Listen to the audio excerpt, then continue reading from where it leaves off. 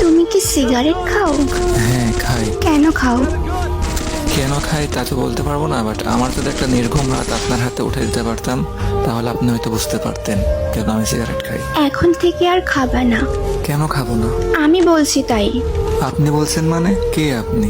আর আমার সম্পর্কে আপনি কি বা জানেন? জানি না, আমি বলছি তাই শুনতে হবে।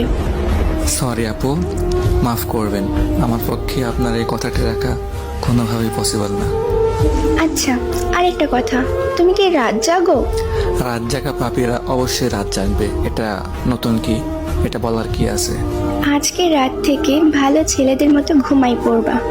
আজও তো আমি আপনাকে চিনিও না, আর আপনার কথা আমি শুনবো বললেই হবে নাকি? জি, বললেই হবে। আর মুখের উপরে তো কথা বলো কেন? মেরে সোজা বানিয়ে দিব। আপনি ভাবতেছেন আপনার এসব নরম নরম কথাই আমি গলে গিয়ে নিজেকে পরিবর্তন করে ফেলবো, বাট এটা কোনোভাবে সম্ভব না আপু। আমি অগোছালো ছিলাম আর অগোছালোই থাকবো, আপনার এসব কথায় কোনো কিছু আমার যায় আসবে না।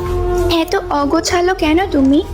অল্প বয়সে পরিবারের দায়িত্ব কাঁধে নেওয়া অ্যান্ড একটা মানুষকে খুব বেশি ভালোবাসার পরেও তার দেওয়া আঘাতগুলো আমাকে অগোছালো করে ফেলছে। আমি অগোছালো ছিলাম না। নিজেকে গুছিয়ে রাখতে পারো না? যার জীবনের কোনো ত্রিসীমানা নাই তার জীবনটা গুছিয়ে আর কি হবে? তুমি এত রোগা কেন? খাওয়া দাওয়া ঠিক মতো করো না? পরিবারের টেনশন, প্রিয় মানুষের আঘাত, এগুলা নিয়ে ভাবতে ভাবতে রাতটা এমনি পেরিয়ে যায়।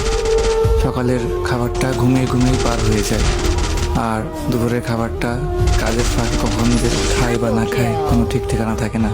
আর রাতের খাবার তো বন্ধুদের আড্ডায় ভুলেই যায় খাবারের কথা। এত এলোমেলো হয়েছো কিভাবে? ওই যে বললাম না, পরিবারের টেনশন আর আপনার মতো একটা প্রিয় মানুষের আঘাত। ও আচ্ছা, আসলে তোমার জীবনের মানুষটা ভুল, এই জন্য তুমি ঠকে গেছো।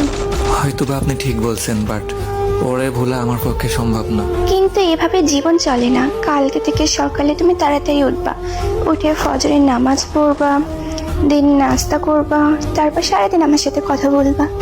দুপুরের খাবার জোহরের নামাজ পড়ে এসে খাবা, আর রাতের খাবার খাবা এসে নামাজের পর। এরপর থেকে রাত 12টা পর্যন্ত আমার সাথে